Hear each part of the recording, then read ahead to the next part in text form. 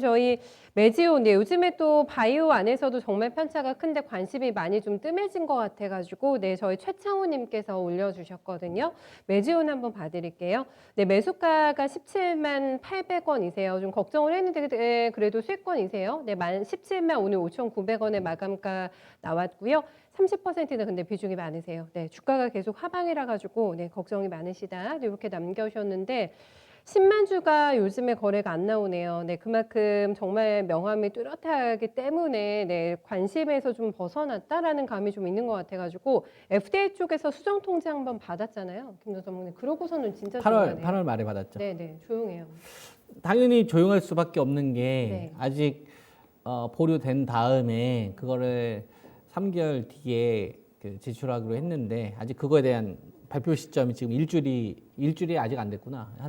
지금 한 3, 4일 정도 지났거든요. 네. 그러니까 이제 투자가들의 입장에서는 좀 불안한 거죠. 왜 좀 날짜를 안 매기도 하실 것 지키지? 같아요. 이런 네, 거가 되는 네. 거죠. 근데 메지오는 이 기업은 좀 믿을 만한 기업이라고 저는 좀 생각을 하거든요. 왜냐하면 이 메지온이 가지고 있는 이 파이프라인은 희귀 질환이란 말이에요. 유대나빌, 뭐 여러분들 폰탄 수술 관련된 이야기를 많이 들었을 텐데, 요거 이제 주주 가운데 이제 박동현 씨가 있어요. 이분이 메릴린치 출신이세요. 월가 출신이어가지고 거래를 할 줄 알아. 딜을 할 줄 아는 거지. 월가 출신이거든.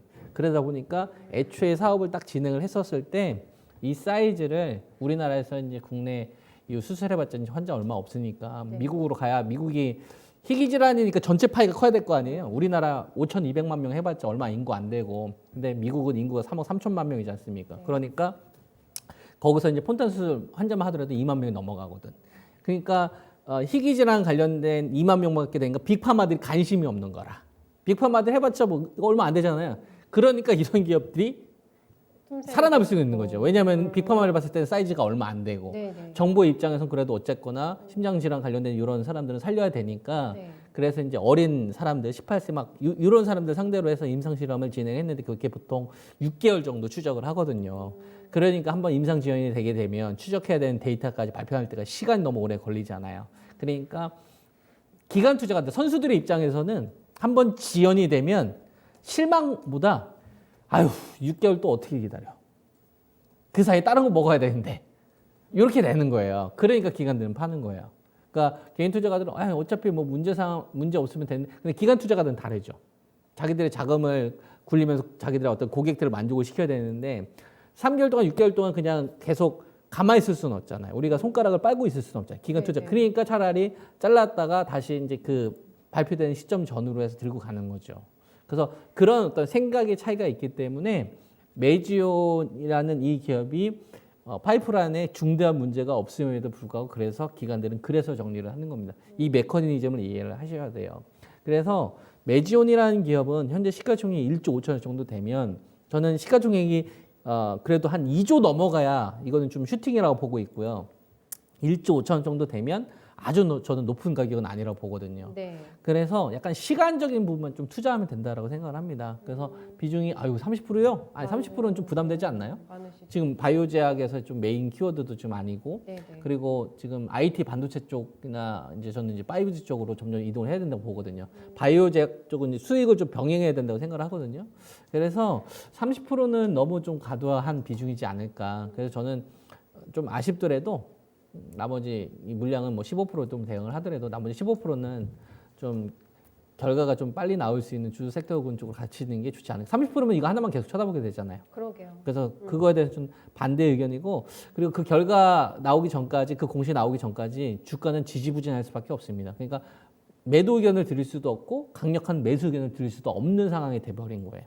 이런 경우는 비중으로 타협을 보는 게 이게 좋지 않을까 저는 이렇게 생각을 하는데, 그래서 매수 가격이 17만 800원이면 그래도 어쨌거나 뭐 작게나마 수익권이니까 저는 최소한 3분의 2나 2분의 1 정도 좀 매도를 하시고, 지금 활발하게 좀 거래되고 있는 IT 반도체 쪽이나 이제 바이오제약 이쪽 관련된 좀 가격주이 나오는 타이밍을 좀 기다려 보시면서 공략하시는 쪽으로 활용하는 게 더 좋지 않을까 이렇게 판단을 합니다. 그래서 네. 제 의견은 그렇게 좀 드리겠습니다. 이 종목에 대한 일단은 비중을 줄이는 게 핵심이고 그럼 이게 만약 유대네플에 대한 정말 긍정적인 결과 도출된다면 가격을 함부로 좀 볼 수는 없는 아니 종목인 가격은 거죠? 희귀질환이기 네. 때문에요. 네. 시총 사이즈가 거의 결정되죠. 아 그래요? 다만 1,000만 원에 팔 거냐, 1,500만 원에 팔 거냐, 어. 2,000만 원에 팔 거냐 달라지고 예. 점유율 이 마켓 세어를 얘네들이 2014년도부터 그 미국 저기 정부로부터 자금 지원 받아서 하고 있어요. 네. 그러니까 지금 한 6년째, 내년 되면 이제 7년째 되는 거지. 그래서 이거 되게 되면 7년 동안 독점권 받거든요. 네.